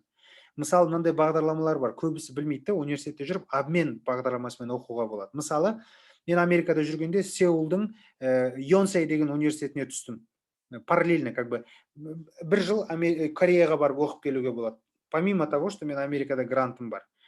Сондай мүмкіндіктерді қолданып қалу мүмкіндігін сіздерге айтамыз. Мысалы, мен кейбір достарым бар, Амстердамға барып оқып келді, Голландияға барып. Сондай нәрселерді дер кезінде жасап, оқып жүріп, жұмыс істеп, ақшаңызды тауып, келемей тұрып, жұмысқа қажетті қабілеттеріңізді жинау бойынша бүкіл керек нәрселерді біздің өзіміздің жасаған өткен жолымыздың барлығын сіздерге түсіндіріп береміз осы 6 айдың ішінде. Сондай бір бағдарлама жасап жатырмыз. Оқуға тапсырушы адамдарға, дайындалушы адамдарға, құлақтарыңызға алтын сырға, ата-аналар тыңдап отыр осы жерде. Енді мен сіздерге бүгін айтуым керек деген темалардың барлығын айтып, вроде біттім. Сұрақтар бар кісілер болатын болса, мархабат. Кезек-кезек бірақ. Таргудың ата-ана ретінде сізге көп рахмет айтқым келеді. Осындай информация бергеніңізге, қаншама информациялар бердіңіз. 9-шы класста оқитын қызым. Көп рахмет сізге. Жиі осындай конференциялар ұйымдастырып тұрсаңыз, сізге алғыс. Ол сіздің мектептің әкімдігіне байланысты. Ұйымдастырам десе, біз дайынбыз. Өте жақсы, осындай пайдалы конференциялар ұйымдастырып тұрса, балаларға кішкене мотивация беретін. Өте жақсы, рахмет сізге. Жақсы. Хабарласамыз. Саламатсыз ба ағай? Саламатсыз ба. Мен сұрақ қойсам бола ма, кешіріңіз? Иә, сұраңыз, аға. Менде, мысалы, мен банковское делоға түскім келіп отыр да, универге. Менде бір банктердің системасын учить ететін бір проект жобам бар да. И мен сол жобаны университетке презентация жасасам, онда менде грантқа ұтып алу мүмкіндігім бар ма? Атыңыз кім сіздің? Шыңғысхан. Шыңғысхан. Өте керемет деген есіміңіз. Мынау мен номерім, достар, чатқа жаздым. Жазып алыңыздар, хабарласам деуші кісілерге. Күндізгі уақытта хабарлассаңыздар, жауап беретін болам, окей? Жазыңыздар, қолым бос кезде сразу жауап берем. Болмаса, мен қазір көмекшім номерін жазып қоям, ол сізге уже 100% жауап береді. Жазып, хабарласып. Саламатсыз ба? Мен мынандай сұрақ қойыншы деп едім. 10-шы класста жаңағы шетелге грантқа оқуға түсіп, 11-ді бітіргеннен кейін оған барып оқуға болады ма? Әрине болады. Рахмет. Саламатсыз ба?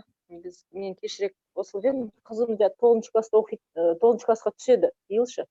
Соны сұрайын деген, сонда сіз 6 ай үйретеміз деп тұрсыз ғой, сонда ол платный ғой, мен түсінігім бойынша. Dixie School ма сонда? Я платный. Dixie емес, біздікі просто аты жоқ. Өзіміздің аты жоқ, обучать етесіздер. Сонда онлайн обучать етесіздер ма сіздер? Менің компаниям аты Visa Center Америка. Біздің әріптесім бар Америкада отырған, Қазақстанда бірнеше командада адамдарымыз бар. Біз онлайн форматта ағылшын тілін қазақ тілді оқырмандарға үйретеміз, IELTS-ға дайындаймыз, SAT тестіне дайындаймыз. И сол жерде бұл балалардың университетке тапсырар кезінде жаңағы қолында болу керек эссесін жазып береміз, рекомендациялық хаттарын жазып береміз, полный комплект университетке баланы дайын қылып береміз да. Жоқ дегенде бұлар Назарбаевқа грантқа түсетіндей бүкіл портфолиосы дайын тұрады. 11-ші класстың басында Уже бұларға график сызып береміз. Сіз 25 сентябрьден бастап Назарбаев құжат қабылдауды ашқан кезде, сол кезде сразу бірінші заявкаңызды бересіз. Мысалы, октябрьде уже Венгрия ашылады. Октябрьде Венгрияға тапсырасың. Декабрьде, например, мына университет ашылады. Мына жерде мына университет. Бүкіл полный спектр услуг барлығын дайындап, алдарына қойып береміз. Балалар 11 классқа келген кезде өз бетімен отырып тапсыра алатындай қылып. Помимо этого, даже 6 ай уақыт өтіп кетсе де, бұлардың сұрақтары болса, балалардың бізге спокойно хабарласып, сұрақтарына жауап алып, ертең грантқа үміткер бола алады. Болады. Енді қараңыз, 9-шы сынып. Қалай? 9-шы сыныпқа биыл барады, сонда барған бетте уже онлайн оқи берсе болады, сіздерде? Иә, болады. 9-шы сыныптың балаларын, 10-шы сыныптың балаларын біз набор жасаймыз. Бірақ ағылшын тілі деңгейлерін мен міндетті түрде тексеремін, құрметті ата-аналар. Ағылшыншасы өте төмен болатын болса, біз өкінішке орай оларды ала алмаймыз, бұл 6 айлық бағдарлама. Себебі біз 6 айда соны айтып қойсаңыз. 2 тестке бірден дайындаймыз. Сол үшін олардың деңгейлері төмен болса, онда менің онлайн курстарым бар. Сол курстарым арқылы балаларды кішкене деңгейлерін көтеріп аламыз, одан кейін барып 6 айлық бағдарламаға отбордан өткіземіз. Аға, егер мысалы менде upper intermediate, енді осыған университетке түсу курсы 6 ай болады ғой. Соның бағасы қанша? Біздің 6 айлық курстың бағасы $1700 есептейміз. Бұл 6 айға төленетін ақша. Сіздерге бұл жерде бірнеше мамандар қызмет атқарады. Сол үшін біз ол жерде шетелдік мамандар да болады, қазақстандық мамандар да болады. Сол себепті төлем ақысы кішкене сондай қымбаттау. Но 6 айға шақсаңыз, ол анау айтарлықтай көп ақша емес, но в то же время сізге жақсы қызмет көрсетіледі. Ол жерде полный фарш болады. Аға, саламатсыз ба? Мен 7-ші сынып оқитын едім да, и сіз бағана 9-10 класстар курсы бар емес па? Соған мен де қатысам бола ма? Егер деңгейіңіз жақсы болып тұрса, болған ба атыңыз? Иә. Деңгейіңіз жақсы болса ағылшын тілінен, онда мен ала алам, 8 болсаңыз да. Опять оны индивидуально қарастырамыз. Мен мына жерге номерлер жазып қойдым, достар. Ақерке ханым мен көмекшім, Іңкәр ханым көмекшіме хабарлассаңыздар болады. Өзім номерімді жазып қойдым, маған да хабарлассаңыздар болады. Инстаграмға жазыңыздар. Инстада бізде постоянно мамандар отырады, сіздерге жауап бере алады. Мен қазір жазып қоям. Инстаграмға жазылсаңыздар, көп ақпараттар со жақтан шығады бізде. Жаңалықтарды Диас Жорабеков деп жазасыз Инстаграмда. В принципе, сіздерге қолжетімді информация бар, сол жерде бар. Сосын жаңа Шыңғыс мырза бізге сұрақ қойды ғой, банковское делоға барғым келеді. Достар, енді я понимаю, көбіңіз жас болғаннан кейін әлі бейхабарсыздар ғой көп нәрседен. Банковское дело деген мамандық, ол мамандық емес. Ол мамандықпенен ұзаққа барамайсыз, Шыңғыс мырза. Сразу айтамын сізге. Кез келген банкке барып жұмыс істеймін дейтін болсаң, банковское дело бітіріп келдім десең де, сен қайттан басынан үйренесің барлығын. Өйткені университеттердің оқытып атқан нәрсесі заманауи банктерде болып атқан процестерді үйрете алмайды олар. Тем более біздің Тараздың оқу орындары, тем более Қазақстан басқа жағындағы университеттер. Поэтому банковское дело деген мамандыққа барып 4 жыл уақыттарыңды не надо гробить. Оқысаңдар, четкий білім беретін нәрсені үйрендір. Я тіл үйреніңдер, я программирование үйреніңдер, я дизайн үйреніңдер, я не знаю, білмеймін ғой, веб-дизайн жасауды үйреніңіздер, таргетолог болыңыздар, маркетолог болыңыздар. Но ақша табылатын бір саланы меңгеріп шыққандарыңыз дұрыс та, оқуға түсу керек екен деп, көрінген бір мамандыққа, көрінген университетке түсіп, лишь бы диплом болса болды деп, өзіңіз алдамаңыздар. Ертең ол диплом сіздің іс жеріңізге жарамайды. Егер оқыған жеріңізден сапалы қабілеттерді бойыңызда үйретіп жарата алмаған болсаңыздар. Түсіндіңіз бе? Рахмет аға. Бірақ мен жалпы Қазақстан емес, басқа шетелдегі университеттерді айтып отырмын да, және де Шыңғыс, банковское дело деген мамандықты шетелден де таппайсың. Ол жерге барып банкте жұмыс істейтін адамдар, я крутой нені оқиды, мысалы бизнес скулдарды бітіріп шығады ол адамдар. Сөйтіп финансы жағынан, сіздің банкте жұмыс істеу үшін финансовый біліміңіз болу керек. Оның халықаралық тесттары бар тапсыратын. Мысалы, CFA деген емтихан бар, финансистердің тапсыратын. Сондай сертификаттарменен банкке жұмыс істеуге барасыз, и сол жердегі ішкі процестерін үйреніп, уже үлкен-үлкен қызметтерді сол жерде атқара аласыз. Ал в целом банковское дело деген мамандықты оқимын деп барсаңыз, қатты жаңыласыз. Поэтому не надо, өзіңізді андай битіп. Аты күшті естілгенмен, ол онша емес мамандық. Международное отношение, международное дело деген қышыма атаулары бар, мамандықтар бар, керек емес, достар. Уақыттарыңды жоғалтпаңдар. переводческое дело оқиын деп едім дейді маған, кейбіреулер жазады солай. Сен 4 жылыңды бір тіл үйрену үшін жарататын болсаң, онда сен опять проиграешь. Понимаешь? Ол тілді үйренуге адам 3 ай, 4 ай уақытын сен үйренеді. Сол үшін мамандық таңдауда Шыңғыс адаспа. Четче бол біраз. Ағай, сұрақ қойыңызшы. Қойыңыз. CFA дедіңіз ғой, оны кез келген жаста тапсыруға бола ма? Болады. Жоқ. Просто мен кішкене өзім финансовый қызығамын да, білім бар кішкене. Ғазиз, CFA деген экзамен туралы интернеттен ашып қараңыз. CFA-дің 3 түрлі бөлімдері бар. CFA бірді тапсыратын адам несі финансовый білімі болу керек. Оның ағылшын тілінде сіз финансыны жақсылап түсіну керексіз. Ол жерде не просто дебит, кредит, ол жерде кәдімгідей үлкен ғылым жатыр. Сол жағынан біліміңіз болған кезде барып, финансы саласын зерттеп үйренгеннен кейін барып CFA-ге отырады адамдар. CFA-ның біріншісін тапсырғаннан кейін екіншісіне өту үшін сіздің кемінде 5 жылдық тәжірибеңіз болу керек. 5 жыл я 3 жыл шатаспасам. Сонша тәжірибеден кейін қайттан екінші CFA-ге тапсырасыз. Үшінші CFA-ді тағы да бірнеше жыл жұмыс істеп, басшылық қызмет атқарғаннан кейін барып доступ беріледі сізге. Соны тапсырғаннан кейін барып CFA Holder деген атауға ие боласыз. Chartered Financial Analyst деген тест, сертификаттың аты. Содан кейін барып сіз, мысалы, инвестиционный фондтарды, инвестмент компанияларды, жаңағыдай үлкен банктерді басқаратын мүмкіндіктерге ие боласыз. Ол банковское дело деген мамандықты бітірумен ол бітпейді ол нәрсе.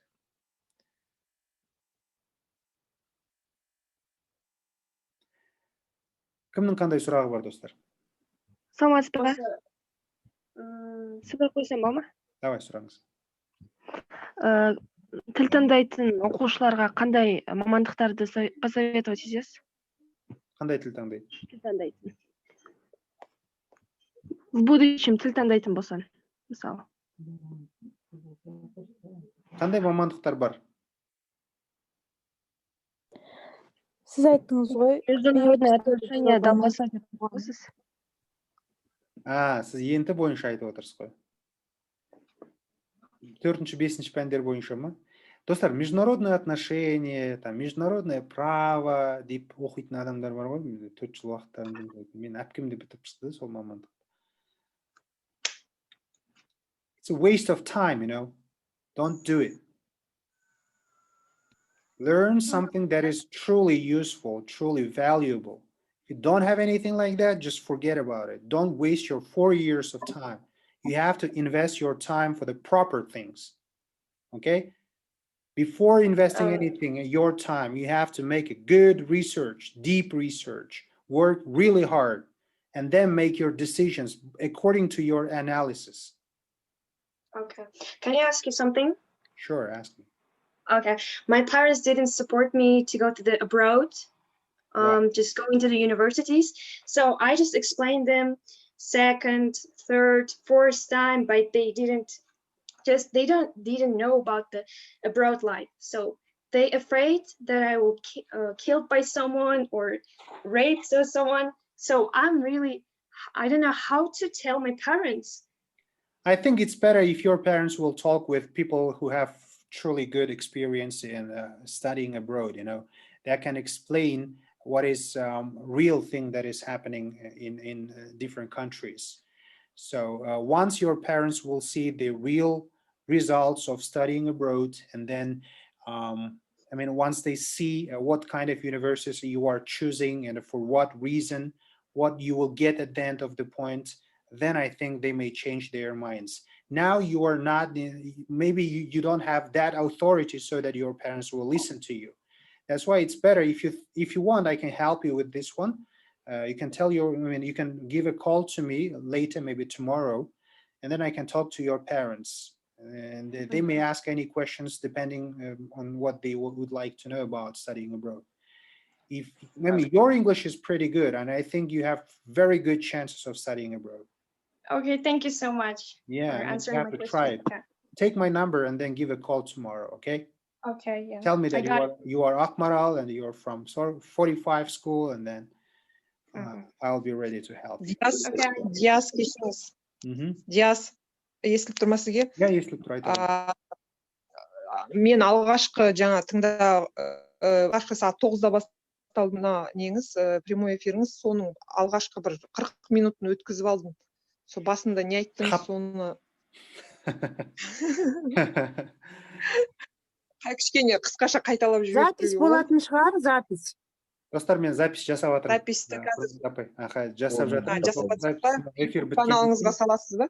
YouTube-қа салам, сосын YouTube-тағы доступты ашып қоям барлығына. И сіздерге жаңағы Умсынай апай осыны ұйымдастырған апайға жіберемін сілтемесін, сіздердің группаларыңызға жіберсін. И сол жақтан несін копиясын көре аласыздар. Окей? Иә, соны міндетті түрде. Жіберіп алған сіздердің бәріне ыңғайлы болсын. Саламатсыз ба ағай, мен де монтаждан еді, естіп жатсыз ба? Давай айта ғой, Набат.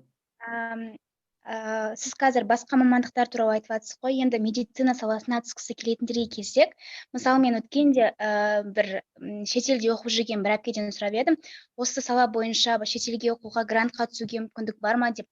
Сосын ол маған бұл именно осы медицина бойынша грантқа шетелге түсуге мүмкіндік жоқ деп жауап берді да. Бірақ мен кішкене енді сеніңкіремедім, сізден осы туралы сұрайын деп едім. Мен шетел дегенде, смотря қай мемлекетке байланысты түсіндіріп айтайын. Мысалы, Америкада бакалаврда медицина деген нәрсе жоқ. Бакалаврда медицинаға ұқсас мамандықтар, мысалы, биотехнология, биоинженерия, я не знаю, там просто биология оқып келген, химия оқып келген адамдар бакалаврды бітіргеннен кейін МКАТ деген емтихан бар. Сол емтиханды тапсырады, даже өздерінің жергілікті халқы да сондай. Сол емтиханды тапсырады, оның қырғын тесттары, конкурстары сондайларынан өтеді, сөйтіп шақыртуын алады ғой университеттен. Сөйтті отдельно гранттарға тапсырады еще. Сөйтіп барып түседі. Медицинаға түсу Америкада өте қиын салалардың біреуі бұл. Солай тапсыруыңызға болады. Бірақ ол үшін сіздің бакалаврыңыз америкалық болмаса, сізге грантқа түсу, даже магистратураға түсу мүмкін емес деп біліңіз. Қазақстанның бакалаврын олар қабылдамайды. Сосын, егер медицина оқимын десеңіз, менің кеңесім Назарбаев университетінің медицинасын оқыңыздар, бакалаврын. Өйткені Назарбаевта Гарвардтың мұғалімдері сабақ береді. Одан кейін Wisconsin Madison мен білуімше, осы университеттің мамандары келіп медицина бойынша сабақтарын береді. Яғни бакалавр жағынан медицина оқимын десеңіз, Қазақстандағы бірден бір жақсы оқу орны, халықаралық стандарты бар оқу орны бұл Назарбаев. Жоққа барыңыздар. Одан кейін барып магистратураға уже басқа Еуропаға там резидентурасы бар, олардың жаңағы сол салалардың барлығына барып оқысаңыз болады.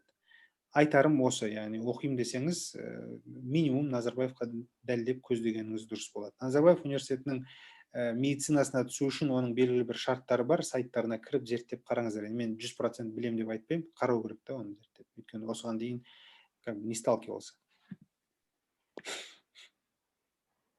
IT мамандығы қалай, ол қазір востребованный жұмыс па, оған қандай гранттар бар? IT мамандығы өте жақсы мамандық, бірақ IT-дің өзі бөлінеді, қырғын түрлерге бөлінеді. Мысалы, программирование, computer science дейді, компьютер ғылымдары. Программированияда бірнеше тілдер бар. Қазіргі заманауи тілдер бұл Python, сосын жаңағы C++ деген тілдер бар. Сондайларды үйреніп, сол жақтан жақсы жұмыс істей алатын деңгейде болсаңыз, опять жасаған проектлеріңізге байланысты солай бағаланады ол айтишниктер. Помимо этого, IT саласында тағы да маңызды этаптардың бірі бұл веб-дизайн. Веб-сайттардың дизайндарын жасай алатын, бэк-офис, фронт-офис, бэк-офис, сондай жұмыстар жасай алатын, сондай жұмыстар бар, ол өздері бөлінеді спецификалар бойынша. Поэтому сіздің IT таңдауыңыздағы мәселе бір, екінші IT бойынша қызығушылығыңыздың терең болуы маңызды. Мектепте оқып жүріп IT бойынша біраз жұмыстар жасап жүрген, интернетке қатты қызығатын, программированияны сүйетін адам болсаңыз, барыңыз. Мен нөлден бастап үйренейін деп едім деп барсаңыз, онда шансыңыз күшті көп болады деп ойламаймын. Все зависит от того, сіз университет қабырғасында жүріп қаншалықты еңбекқор болғаныңызға байланысты. Если не переводческое дело, тіл мамандығымен қандай жерге қандай мамандық таңдауға болады? Білмеймін жаным, қарай қойшы өзің, тіл мамандығымен қайда қабырға болады.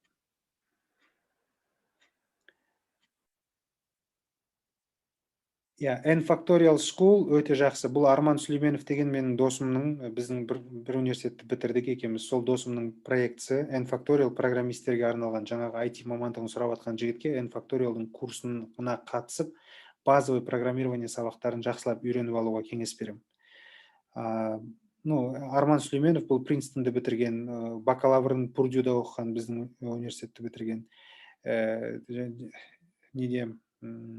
Силиконовая долинада жұмыс істеген сондай жігіт, өте білімді жігіт. Оған барсаңыз ұтылмайсыз, өте күшті оқытады негізі. Жалпы осы достар, бүгінгі эфирдегі менің айтқым келген нәрсе, түсіндіргім келген нәрсе, өздеріңіз жан-жақты ойланып қараңыздар. Телефон номерімді бердім. Бұл видеоның записін жасап ала қаласа YouTube-қа шығарамда, сосын сілтемесін сіздерге тағы жіберем, қайталап көріңіздер. Бұл эфиріміз бірінші соңғы эфир болмай қойсын, жалғасы да болсын. Оқиым, ізденем, келем десеңіздер, менің есігім ашық. Инстаграмға кіріңіздер, жазылыңыздар, тіркеліңіздер. Сол жерде біздің әріптестеріміз көп жұмыстарды сіздерге пост қылып шығарып жатады, стористер шығып жатады, өзім де шығарып жатам. Пайдалы ақпараттарды сол жақтан да көріп отырсаңыздар болады достар. Түндеріңіз тыныш болсын, қайырлы түн барлықтарыңызға. Осы бүгінгі эфирден жақсы пайдалы нәрселер үйрендіңіздер деп сенем. Үйренген болсаңыздар, онда плюс қойыңыздар ма жаққа, сіздерге пайдалы болса эфир. Біліп отырайық сіздердің реакцияларыңызды. Ұнаған болса, рахмет. Айта отырыңыздар, жаза отырыңыздар. Жақсы. Рахмет, сау болыңыз. Мен бүгінге қалған бүкіл энергиямды сіздерге бердім достар, енді ұйықтауым керек барып. Жақсы, қайырлы түн сіздерге. Алладан қайтсын, рахмет. Аман болыңыздар, жақсы. Сау болыңыздар. Сау болыңыздар.